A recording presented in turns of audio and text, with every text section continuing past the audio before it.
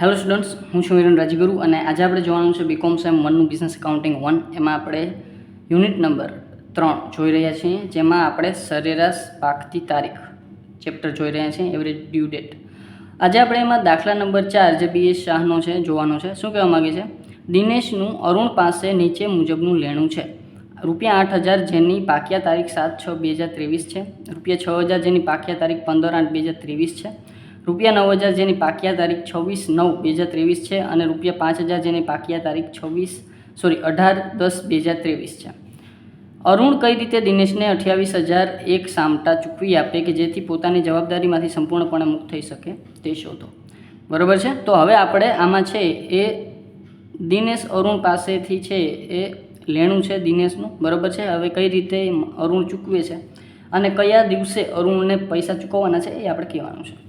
ચાલો, તો સૌપ્રથમ આના માટે આપણે એકદમ બેઝ દાખલો છે, બરાબર. ચાલો, તો બેઝ દાખલામાં આપણે સૌપ્રથમ છે એ average due date find out કરીએ જેથી તમને પ્રોસેસ છે આખી સમજાઈ જાય. સૌપ્રથમ આપણે છે એ શું લેશું તો કે પાક્યા તારીખ આપણને ઓલરેડી પીરસી દીધી છે, બરાબર. તો એને આપણે શોધવા જવાની જરૂર નથી. તો સૌપ્રથમ આપણે લખશું પાક્યા તારીખ. તો અહીંયા આપણે લખશું પાક્યા તારીખ. તો પાક્યા તારીખ છે આપણી પાસે 7/6/2023,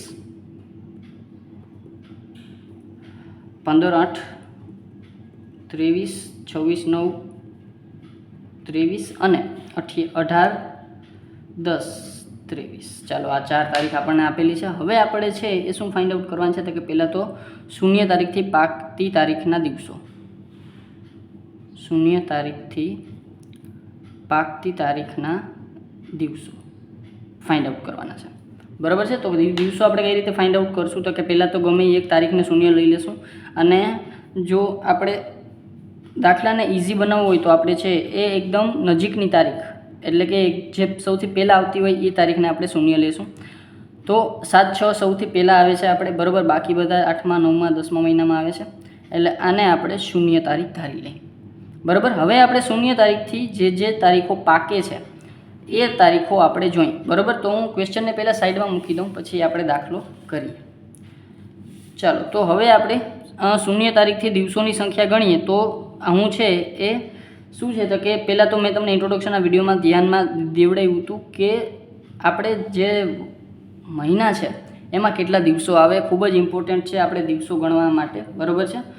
તો સૌપ્રથમ છઠ્ઠો માસ એટલે કે જૂન માસ, બરાબર છે. તો જૂનમાં આપણી પાસે 30 દિવસો હોય તો 30 - 7, એમાંથી 23 દિવસો વધે તો વધારાના 23 દિવસો પ્લસ. હવે આપણે 8મા મહિનામાં આપણી ડ્યુ ડેટ છે, બરાબર. અહીંયા તો 0 છે કારણ કે એને તો આપણે ધારી છે. હવે આનામાં આપણે દિવસો ગણવાના છે. આનાથી અહીંયા સુધી પહોંચવા માટે કેટલા દિવસો જોઈએ તો 23 દિવસ છઠ્ઠા મહિનાના. 7મો મહિનો એટલે કે જુલાઈ માસ, એમાં 31 દિવસો હોય તો આખો 31 દિવસનો માસ આપણી પાસે આવશે. પછી 7મા મહિના પછી 8મો મહિનો, પણ 8મા મહિનામાં આપણે 15/8 સુધી જ જવાનું છે, બરાબર છે. 15 તારીખ સુધી જ આપણે છે એ દાખલો ગણશું. ચાલો, તો 23, 31 અને 15, તો ત્રણેયનું ટોટલ કરીએ 23 + 31 + 15, તો આપણી પાસે વધશે 69. તો 69 દિવસો છે એ આપણે થાય. હવે ઘણા બધા સ્ટુડન્ટને એવો પ્રશ્ન થતો હોય કે સર 15/8 એટલે 15મી ઓગસ્ટ, 15મી ઓગસ્ટના દિવસે જાહેર રજા હોય, બરાબર. પણ આમાં આપણને એ વાતની કોઈ ચોખવટ કરેલી નથી, એટલે આપણે એમાં જાહેર રજા છે એ દર્શાવેલી નથી, બરાબર છે. તો જાહેર રજા કીધી હોય ને તો આપણે એક દિવસ અગાઉ જવું પડે, પણ આમાં આપણે એવું કાંઈ છે નહીં. પછી આપણે ગણવાના છે ક્યાં તો કે હવે 26/9ના આપણે દિવસો ગણવાના છે. તો અહીંયા આપણે 26/9ની વાત કરીએ તો પહેલાં જૂનના તો 23 દિવસ, જુલાઈના 31 દિવસ, ઓગસ્ટના અહીંયા તો 15 તારીખ હતી એટલે અહીંયા 15 લીધા હતા, પણ હવે તો આપણે ઓગસ્ટ પૂરેપૂરું લેવું પડશે કારણ કે 9મા મહિના સુધી જવાનું છે. તો ઓગસ્ટમાં કેટલા દિવસો હોય તો કે 31 દિવસ હોય. અને હવે અહીંયા 9મા મહિનામાં એટલે કે સપ્ટેમ્બરમાં આપણે કેટલા દિવસો લેવાના છે તો કે 26 દિવસ, તો અહીંયા આપણે 26 દિવસ લેવાના, બરાબર. હવે બધાના ટોટલ કરી નાખીએ, 23 + 31 + 31 + 26, તો ટોટલ આવશે આપણી પાસે 111 દિવસ, બરાબર છે. ચાલો, પછી ત્રીજા નંબરમાં આપણી પાસે આ 18/10 સુધી જવાનું છે આપણે, 7/6 થી 18/10. તો પહેલાં તો જૂનના 23 દિવસો, જુલાઈના 31 દિવસો, ઓગસ્ટના 31 દિવસો અને સપ્ટેમ્બરના કેટલા હતા કે 30 દિવસો, બરાબર. અને પછી 10મા મહિનામાં એટલે કે ઓક્ટોબરના આપણે કેટલા કીધા છે તો કે 18, તો 18 દિવસ આપણે આના એડ કરી દઈએ, બરાબર. તો આપણી પાસે પાક્યા તારીખથી આ જે છે એ શૂન્ય તારીખથી પાક્યા તારીખ સુધીના દિવસો મળી જાય. 23, 31, 30 અને 18. ચાલો તો એ આવશે આપણી પાસે 133 દિવસ. તો અહીંયા આપણે લખી નાખશું 133 દિવસ. હવે લખશું આપણે જવાબદારી અથવા તો રકમ. અહીં લખશું જવાબદારી. ચાલો તો જવાબદારી આપણી પાસે કેટલી આપેલી છે, હું ક્વેશ્ચન લઈ લઉં. તો જવાબદારી આપણને કીધી છે 8695. ચાલો તો 8000, બ્લેક પેનથી લખું છું, 8000, 6000, 9000 અને 5000. ચાલો આ જવાબદારી આવી ગઈ. હવે આપણે શું ફાઇન્ડ આઉટ કરવાનું છે, પ્રોડક્ટ પેદાશ ગુણાકાર કહી શકો. તો અહીંયા તો 0 આરે મલ્ટીપ્લાય કરવાનું છે આપણે, બરાબર છે. તો આને થઈ જશે 0. 69 ને 6000 આરે મલ્ટીપ્લાય 6000 એટલે એ થશે આપણી પાસે 4,14,000.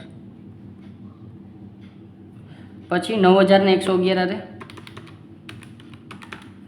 તો એ આવશે આપણી પાસે 9,99,000. અને 5000 ને 133 આરે એટલે એ આવશે 6,65,000. અને અહીંયા આવશે આપણી પાસે કુલ જવાબદારી અથવા તો કુલ પેદાશ અથવા તો કુલ પ્રોડક્ટ 4,14,000 પ્લસ 9,99,000 પ્લસ 6,65,000. ચાલો તો એ આવશે આપણી પાસે 20,78,000 કુલ જવાબદારી.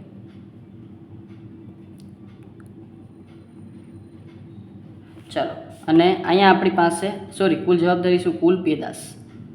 અને અહીંયા આવશે આપણી પાસે કુલ જવાબદારી જે આપણે ચૂકવવાની છે અથવા તો લેણદાર આપણા દેવાદારની ચૂકવવાની છે. 8,000, 6,000, 9,000 અને 5,000. ચાલો તો એ આવશે 28,000. ચાલો તો હવે આપણી પાસે પહેલાં તો સરેરાશ દિવસો આપણે ફાઇન્ડ આઉટ કરવાના છે. તો પહેલાં આપણે લખશું સરેરાશ દિવસો બરાબર કુલ પેદાશ અથવા તો કુલ ગુણાકાર અથવા તો કુલ પેદાશ અથવા તો પેદાશનો સરવાળો ગમે તે લખી શકો, એના છેદમાં જે છે એ કુલ જવાબદારી, બરાબર. અથવા તો જવાબદારીનો સરવાળો કાંઈ પણ લખો. કુલ પેદાશ છે આપણી પાસે 20,78,000 અને કુલ જવાબદારી છે આપણી પાસે 28,000. ચાલો તો 20,78,000 ભાગ્યા 28,000 એટલે એ થશે આપણી પાસે 74.2 74.2, બરાબર છે. ચાલો તો આ કેલ્સી થોડુંક છે સંસારમાં માંદું પડી ગયું છે. 74.2 એટલે 0.2 છે એટલે આપણે માત્ર 74 એટલે કે 74 દિવસો જ લેશું. તો અહીંયા આપણે છે એ સરેરાશ દિવસો આવશે 74, બરાબર છે. ચાલો તો સરેરાશ દિવસો 74, બરાબર. એક વસ્તુ આવી આપણી પાસે. હવે આપણે શું કરવાનું છે તો કે હવે આપણે સરેરાશ પાકતી તારીખ ફાઇન્ડ આઉટ કરવાની છે. તો સરેરાશ પાકતી તારીખ બરાબર શું છે આપણો ફોર્મ્યુલા તો કે શૂન્ય તારીખ, એમાં આપણે પ્લસ કરવાના છે સરેરાશ દિવસો. ચાલો તો શૂન્ય તારીખ છે આપણી પાસે, આપણે શું થઈ રહી હતી 7/6/2023. તો 7/6/2023 એમાં આપણે 74 દિવસો એડ કરવાના છે, બરાબર. 74 ડેઝ એડ કરવાના છે, બરાબર. તો અહીંયા હું તમને માત્ર સમજાવવા માટે હું એક રફ પેજ લઈ લઉં, બરાબર છે. ચાલો તો આપણી 7/6 આપણું કામ છે એ પૂરું થાય છે, એટલે કે 7/6/2023 છે એ આપણું શૂન્ય તારીખ છે. હવે એમાં 74 દિવસ એડ કરવાના છે. તો 74 દિવસ આપણે કઈ રીતે એડ કરશું તો કે આપણે 74 સુધી જવાનું છે, બરાબર છે. એટલે કે પહેલાં 7/6 થી આપણે આખો મહિનો તો આ આવી જશે, બરાબર. કયો તો કે જે છઠ્ઠો મહિનો જૂન છે તો 30માંથી આપણે 7 માઇનસ કરીએ તો 23 દિવસો, એટલે કે 23 દિવસો આપણી પાસે જૂનના આવશે, બરાબર. હજી 74 સુધી જવાનું છે તો જુલાઈ આખો આવી જશે, બરાબર. એના 31 દિવસ આવી જશે. હવે આપણે આ બેનો ટોટલ કરીએ, 31 + 23 એટલે એ થશે આપણી પાસે 54 દિવસ, બરાબર છે. તો 54 દિવસ અને હજી આમાં 74 દિવસ છે, એટલે 74 દિવસ આપણે માઇનસ કરીએ, કારણ કે 30 દિવસ હવે આખા નહીં થાય, તો 20 દિવસ વધ્યા. તો 20 દિવસ કેના હશે? તો કે એ આવશે જુલાઈ અને ઓગસ્ટના. કેટલા વધશે? તો કે આ બેને ટોટલ કરીને આમાંથી માઇનસ કરી નાખી દો, વધે 20. તો 20 ઓગસ્ટ આ શું આવ્યું આપણો આન્સર, બરાબર. તો 20 ઓગસ્ટ છે એ શું આવ્યું આપણી પાસે? સરેરાશ પાકતી તારીખ. ચાલો તો સરેરાશ પાકતી તારીખ બરાબર 20 ઓગસ્ટ. અને ઓગસ્ટની જગ્યાએ આપણને બધી તારીખો આવી રીતે આપી છે, એટલે આવી રીતે લખવું વધારે આપણને સુટેબલ રહે.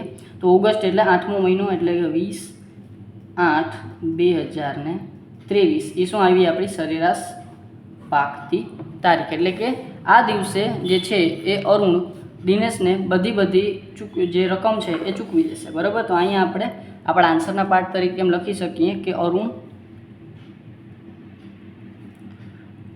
દિનેશને 20/8/2023 ના દિવસે ચૂકવણી કરી શકે. કારણ કે જો આ જ્યારે એક્ઝામમાં આવી રીતના ક્વેશ્ચન હોય તો ઘણા બધા સ્ટુડન્ટ શું કરે ખબર? કે માત્ર ગણતરી કરી આન્સર આપી અને મૂકી દે, બરાબર. અને એનું એક્સપ્લેનેશન ના આપે, મીન્સ કે એનો આન્સર ખરેખર જે પૂછ્યો છે એ આન્સર ના આપે, તો એનો માર્ક્સ પણ કટ થઈ શકે. એટલે જેવી રીતે ક્વેશ્ચન પૂછ્યો છે, જે મેથડમાં ક્વેશ્ચન પૂછ્યો છે એ જ આન્સર આપણે આમાં લખવાનો થાય, બરાબર. તો જો એવી રીતે આન્સર લખશું તો આપણને ક્યાંય વાંધો આવશે નહીં, બરાબર છે. અને આ હતો આપણો બેઝ દાખલો, એકદમ ઇઝી હતો, બરાબર છે. છતાં કાંઈ પણ ડાઉટ રહી જાય તો મને તમે કોમેન્ટ બોક્સમાં પૂછી શકો છો, મને ઇન્સ્ટાગ્રામમાં મેસેજ કરી શકો છો, બરાબર છે. ચાલો, જો વિડીયો ગમ્યો હોય તો લાઇક કરજો, શેર કરજો તમારા ફ્રેન્ડ્સ સાથે, અને સબસ્ક્રાઇબ ચેનલને યાર જરૂરથી કરી નાખો, જેથી કરીને આવતા વિડીયોઝ તમને સરળતાથી મળી રહે.